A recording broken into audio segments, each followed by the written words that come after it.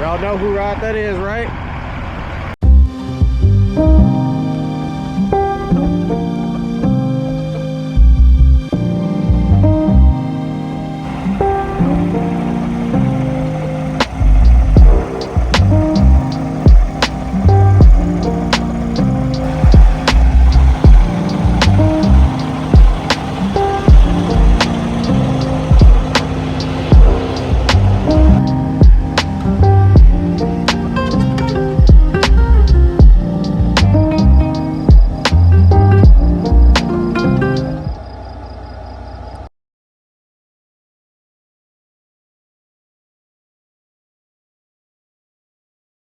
Good morning, y'all.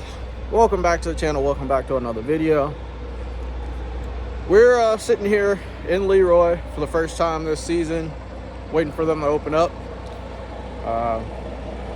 As usual, first truck here, early bird gets the worm. You know how it goes. But we got a lot to do today. I was supposed to load this load yesterday, but some stuff got messed up with my load that I was doing yesterday. So it put me about 2 hours behind, so I couldn't preload this load. So we're already running behind, and then on top of that, they added more stops to this load, which is an emergency load that has to go today. So I was supposed to pick up here, run out to Indiana, deliver, and then come back here, preload to go up to Iowa. So now I have to go from here to Indiana, deliver, pick up at a plant, and then run it over to Grand Ridge, Illinois, and then come back down here and try to preload before they close here at 4:30. So we got a lot to do. We're starting off behind, but it is what it is. You know, when it comes to emergency stuff and I'm around the area, they always call your boy because they know I can get it done. So already got stuff in place to where if I can't get back here to load my preload to go up to Iowa, it doesn't really matter. I can just come pick it up in the morning because I only go to Iowa and back here and preload, and I go back and forth to Iowa for the rest of the week. So, which I'm pretty sure I'm probably taking empty boxes up to Belle Plaine. So probably planning on stopping at Iowa 80 at some point this week so I can get the rest of my mud flap weight so I can finish putting mud flaps on this trailer, because I got a bunch of new mud flaps for this trailer just sitting around. I've had them for, I don't know, months now at this point. And I just haven't had a chance to put them on because I don't have my mud flap weight. So I've been waiting to go up to Iowa 80 to get them instead of ordering them and paying shipping costs when I know at some point during the season I'm going to be passing there. So on top of that, we got our Cali hookup done. So I've been running it for 2 weeks now, like this, as you guys can see. Nothing up here, everything up underneath. So I didn't film how I did it because I was figuring it out as I was doing it. It was a long weekend. It took me all weekend to do it. But basically the gist of it is there's a junction box in the frame right here, which runs my power and ABS cable. And then there's a T in there, well, 2 T's in there for my airline. So since I got quick connects up here, I didn't have to worry about putting a valve up here for no air to come up here. But on the trailer, I got these valves right here. So if I were to flip my valve, it'll start pushing air out of here. So these are just blockers for that, which I'm going to end up moving these eventually. I just did that temporarily. So that's my block to keep air from coming up here. And then as we come up under here, here's my other junction box that powers up everything for the trailer. It comes in, goes over to my my ABS cable right there, and also goes back out into the trailer. These wires are for my air dump and everything else. I just haven't had time to loom them up and everything else. So that's on the plans for this weekend, is to take them wires out and loom them up and make them look all nice and everything else. And but I wanted to make sure everything was going to work right and stay right before, you know, I went and loomed everything all up. But I just had bought some angle iron brackets, 3 of them, and bolted them up to the trailer. And then over here we got all of our plugs. We got a piece of angle iron bolted to the bottom of that for my 2 airlines, which are all quick connect. And we got our power cables for our dump and lift axle and our ABS. So, like I said, it was a process to get it done. It took me a long time to do it, especially with all the wiring and everything else. So, like I said, junction boxes are the best way to do it if you're splitting into your ABS cable. They're not hard to wire up. You just add ring terminals to all your wires, strip them all back, put ring terminals on, and put them on your terminals for your junction box. So if you're going to do it, you need 2 junction boxes. You need ABS cable, which you can get everything from Amazon. Everything that I did to do this setup is from Amazon, besides my cables that are the same cables that were on the back end of the truck. So like I said, it was a process. I think it took me like 10 hours to do it total. But like I said, I was figuring it out as I was going, and just happened to actually figure it out and got it done, got it working flawlessly. So yeah, it looks a lot cleaner with no air lines, no cables, no nothing. Right there, it's all up underneath the truck. So another thing down, got some more to go, but I finally got my billet oil caps, front hub oil caps in. So I'll be taking the black ones out and putting my billet ones on probably this weekend. But she looking good though. We're not 100% clean, but we there. I did a little wipe down. We didn't get a wash last week. This is all just maintained. So we looking good. But this is probably where the truck is going to be for the rest of the year. Like I said, I'm putting my billet oil caps on the front, billet hub oil caps on the front, and I think I'm gonna call it for this year until after winter, only because of the fact of most of the things that I want to change on the outside of the truck, there's no point in changing it before winter time, and all the salt and everything is just going to destroy everything. So I at least want to get half of a year with all the new stuff that I put on. So grill, bumper, stacks, all that good stuff. So we're going to wait until we get through the winter time, and we'll start back up modifying the outside of the truck. Probably I may go ahead and do my underglow. I haven't really decided yet, because I already got the brackets and stuff up underneath the truck. I just need to order the lights. So yeah, but with that being said, I'm gonna sit around, wait here for them to open up, and we're gonna get loaded and get up out of here, because we got a long day, we got a lot to do, and we're already starting behind. All right, y'all, we're loaded. We're running exactly 1 hour behind, which is not bad at all for a load that was supposed to be preloaded. So I am not complaining whatsoever.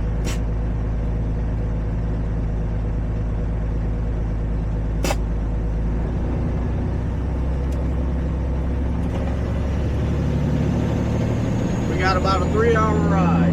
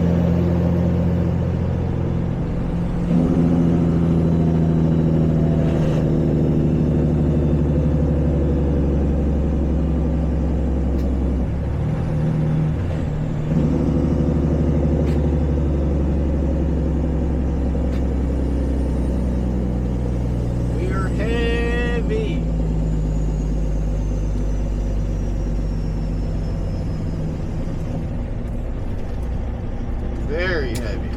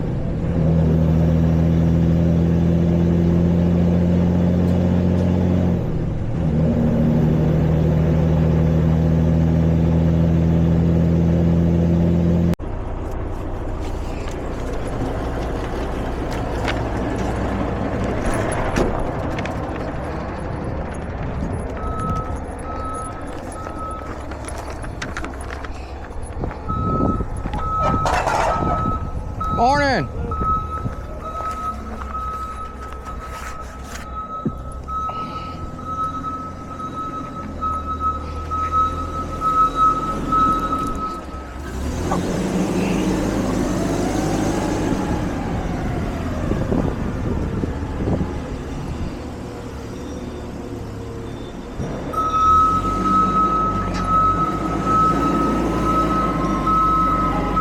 Pretty good, yourself?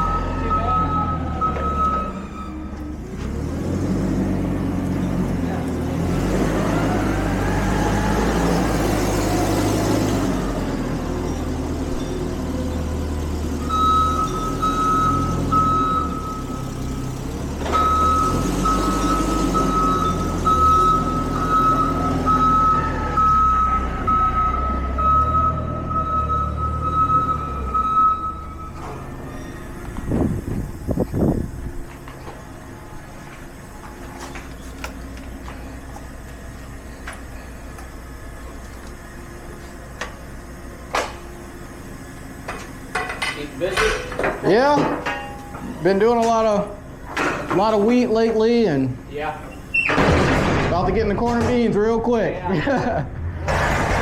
2 loads of corn lately. Yeah. Gotcha. This come out of Indy or? Yeah, no, this came out of Leroy, Illinois. Oh, okay. Yeah.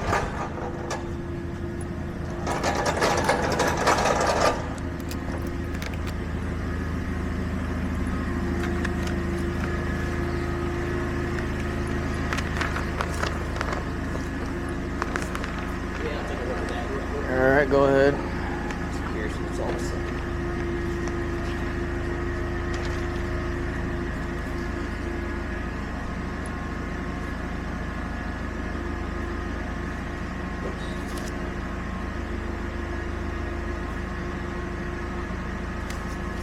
Perfect. Appreciate it. Yeah, I was supposed to load this last night, but my loads I was doing yesterday, they got me put behind 2 hours. Yeah. Yeah, because they screwed up at the plant, so. Yeah, no problem. It worked out, so. Did it? Okay, that's perfect. I was expecting you from probably like 11 to 2 o'clock was my guess was. So Okay, yeah, I'm pretty much right on time then.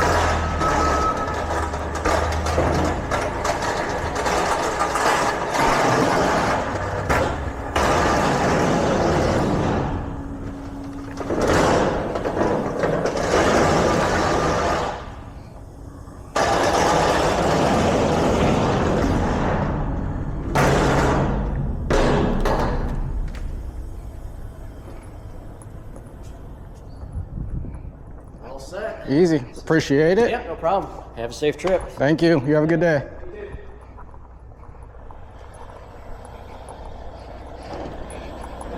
All right, y'all. Our emergency load is loaded on the trailer. 6 boxes of something. Don't know what. But all loaded. Now we head back up north to Grand Ridge, drop it off, and back south to back to Leroy, and pick up our preload, hopefully, if we can make it on time. So let's get back to it. All right, y'all, we're on the road again. We just delivered our emergency load. Got it off quick.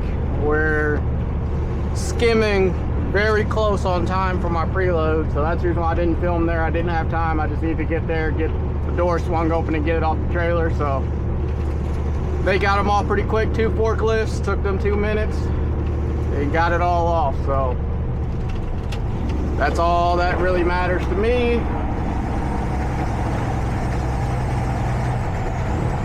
We were a little better on time than what I thought I was gonna be. I thought I was really gonna be pushing it, but I got like a 5-minute window.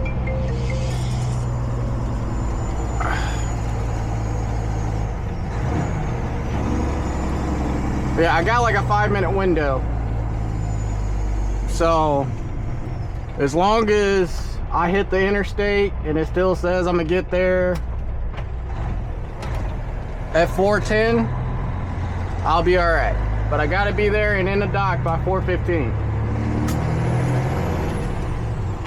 But they know I'm coming, so I'm sure they'll hold the door for me, because like I said, I called ahead of time, and all of them over there know me pretty well, so they'll hold it for a couple minutes if need be. But I don't like to hold up people from going home at the end of the day. So if it was cutting it a little bit closer, like a 2-minute window, I probably would have went ahead and called and let them know that I wasn't gonna be there.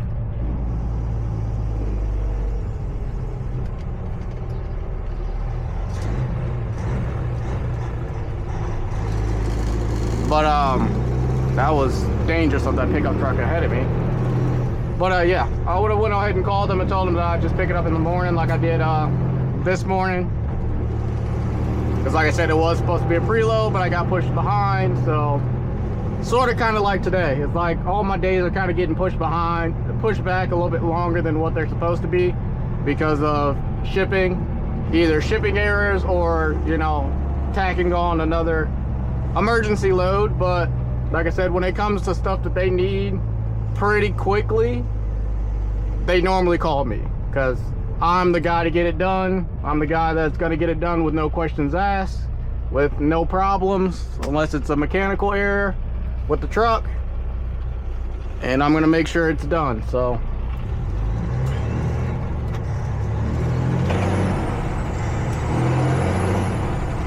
we got it done,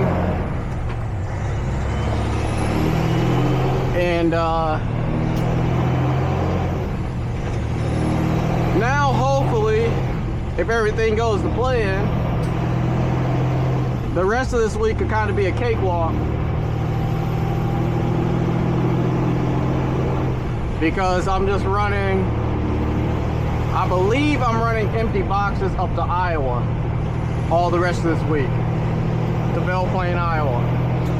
So if that's what I'm doing all week, and plus on top of that, if I'm preloading all week like I'm supposed to, as long as, you know, no other emergency loads gets tacked on, or if they call me and say that they need something done, something a little bit extra done for a little bit more money, because, you know, they throw more money at me, I'm down to do it, because I wouldn't be too bad off if I would have picked this load up in the morning instead of picking it up tonight, because all I'm doing is going there, unloading, and coming back. So I still would have made it back in enough time to preload tomorrow for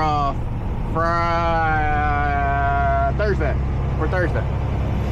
So yeah, that's what you want to be when you get yourself a direct shipper, or whatever you get may have you. You want to be the guy that they call when they need something done quick, or it's a more difficult load that they need taken care of, like multiple stops or so on and so forth, that they know a normal person will probably have issues with.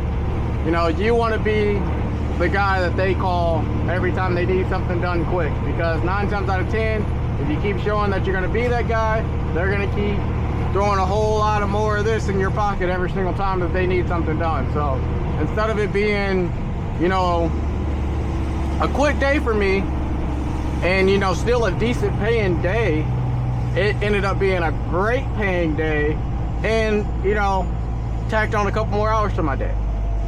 And I'm not mad about it whatsoever, because I'm not the one. When it's Monday through Friday, it's work, you know, unless I'm doing an overnight load and I happen to make it to, you know, to the destination earlier where I can, you know, call it an early day. But when it comes to doing local stuff like this, where I'm running around Illinois and Indiana, when it's Monday through Friday, it's work. I don't care how long I gotta go or how long I gotta do it.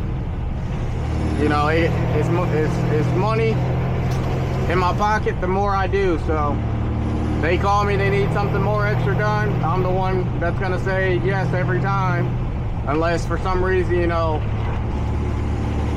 there's personal circumstances or maybe something with the truck that I need to get it home. But I'm gonna be that guy to say yes. I'm gonna be the guy to get it done with no issues, no asking any questions, as long as that money is right.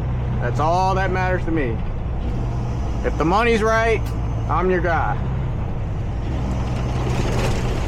So we got pretty much an hour to get down to Leroy,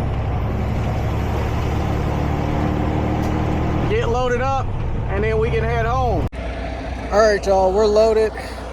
All my weights are looking right. I'm just kind of messing with my spread while I have time, and I'm not waiting on, you know, trying to get in and out quick and somebody's waiting to get on the scale. But I had 17.6 on the rear axle and like no, not 13. It was 17 and 15. So I'm adjusting to make sure my split is right, because once I adjust it perfectly, I don't ever have to touch it again. So right now I just adjusted the front axle up some, and as you guys can see behind me, it's slowly ticking down. If it's gonna go down, there you go. It just went from 80 to 60. So I'm waiting for the trailer to level back out, and I'm gonna bag back over, take that number, subtract it from the whole number to figure out what my front axle is, to try to get them as close to perfect as, you know, possible. I had 30 something thousand combined on the spread. We got a little over 30. I believe we're like 35-ish, 34-ish on the spread. We got 30 on the tandems on the truck, and we got 11.4 on the steer. So we're still ticking down. We're at 16,980 now. It's still trying to level itself out, so I'm gonna let it just do its thing. Only bumped up the pressure just a little bit, but like I said, I'm just letting it kind of level itself out so I can take that number and subtract it, so I can get like a true even balanced weight. So therefore, whenever I get loaded, I'll know what pressure my front axle needs to be, depending on how the trailer is loaded, of course. I know what the front axle kind of needs to be as even as possible front to back, especially when I'm heavy. It really matters when I'm heavy, and I'm heavy now because I'm literally 79 by 640 or something like that with the fuel that I got in the truck, and I'm not full of fuel. So this is probably pretty much as heavy as it gets. So while I'm this heavy, I'm going ahead and getting my split right. So therefore, once I touch it, never have to touch it again, and we should be good to go. So I'm gonna let this finish leveling out, and got you guys up there. we gonna get to it.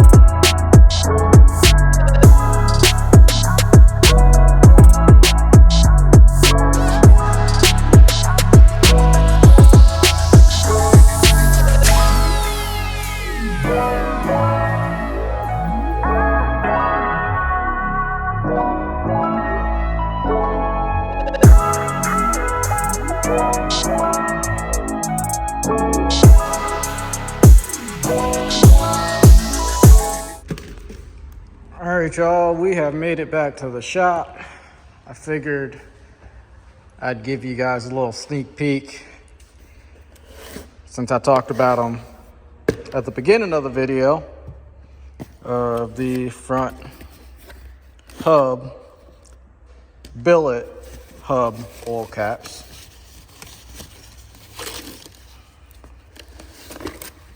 Look at these babies. Oh yeah, that's gonna look so good. Nice and shiny. Get rid of the black one. Yeah, They're gonna look real good.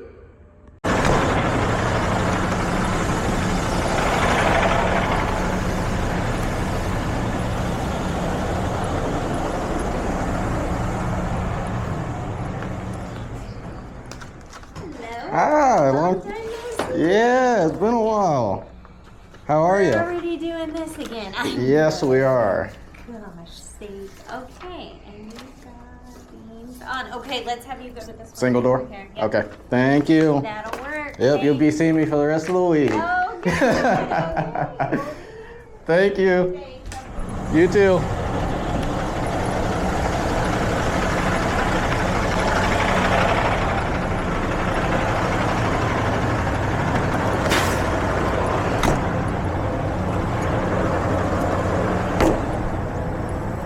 All right. Let's get backed in, get unloaded.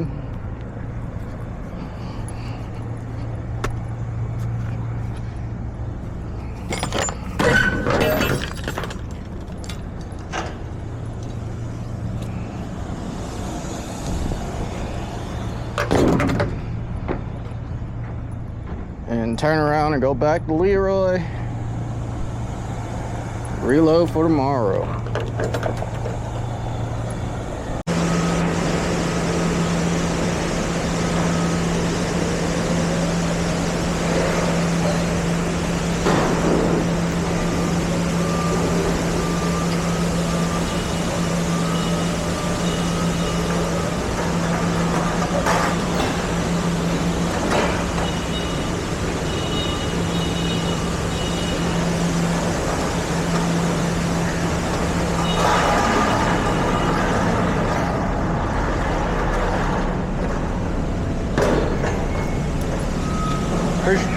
Yep, you too. Appreciate it.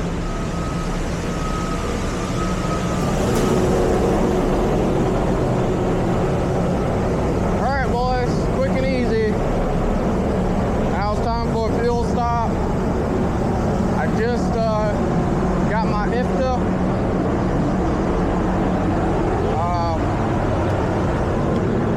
Because I do my IFTA early.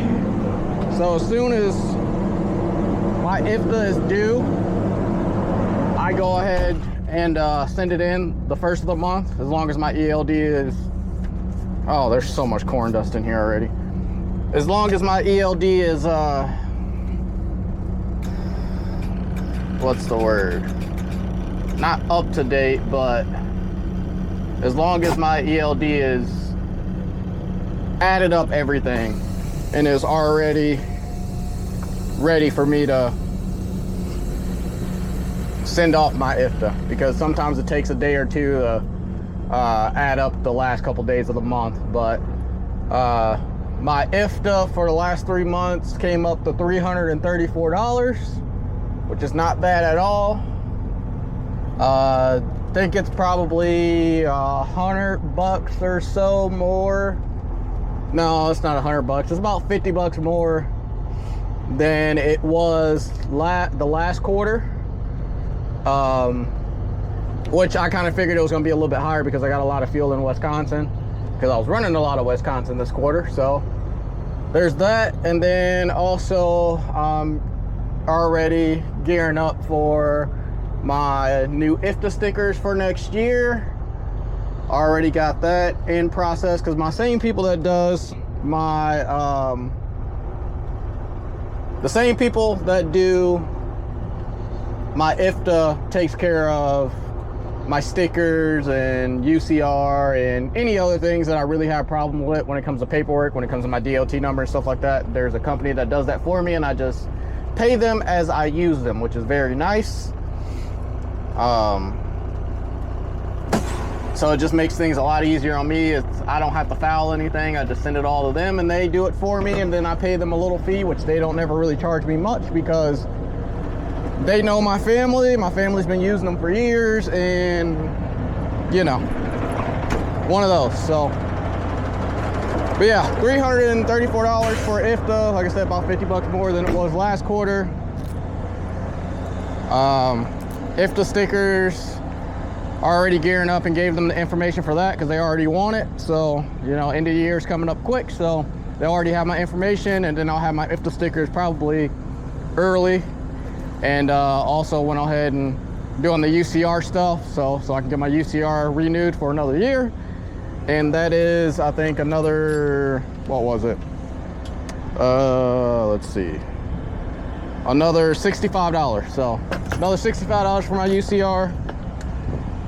And like I said, my IFTA for last quarter was $334.79. So not too bad at all, because I did have one IFTA that was $600 something one time, but since I've had that one time, I have yet to have anything close to that. So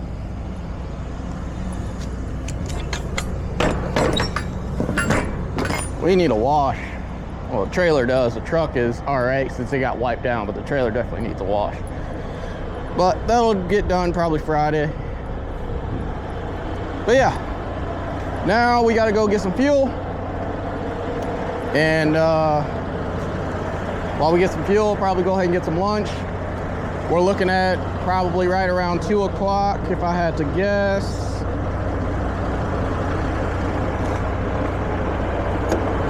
Yep, 2 o'clock on the dot, making it to Leroy to get loaded. So by the time we get fuel and food, because I'm not gonna fill up the truck because I can't, because I'm running a little too heavy to get some of this freaking corn dust out of here. My allergies are gonna kick my butt.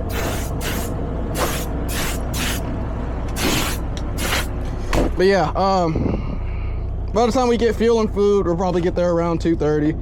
I was gonna stop at I-80 today, but I think I'm just gonna save that for Friday and stop and get my mud flap weights that I need so I can put the rest of the mud flaps on the trailer this weekend, and maybe some other things depending on how much money I feel like spending, which is, I really don't feel like spending a lot of money right about now.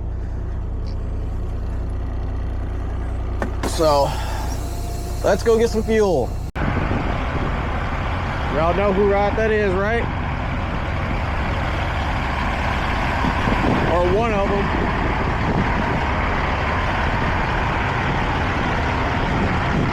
Alaman boys. Big ride, big stepper. He out in the freight shaker today in his Pop's truck. We're gonna see if we can catch him inside.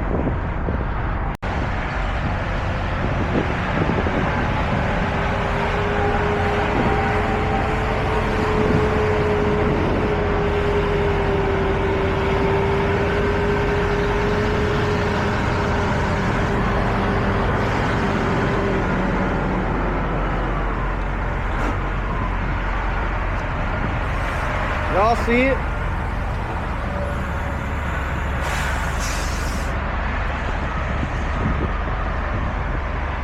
Looking fresh.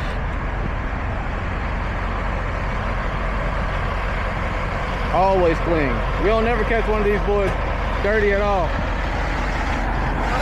Yeah. You got one there too? Yeah, man. We out here with it. Out here with it.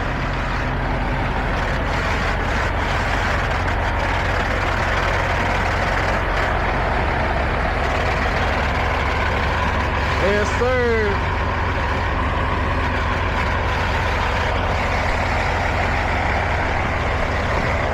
See, this is why you keep up with your homies. So when y'all around each other, y'all can link up. Say, everybody, I got numbers for a lot of different people. You know, regular truck drivers, YouTubers, whatever it is. All my homies, I got numbers. Therefore, when we around each other, we kind of know where each other at. We can link up. You know, because you never know when you're going to run into each other. That's the one thing. That's for sure. They looking good. Besides all the bugs, we looking good.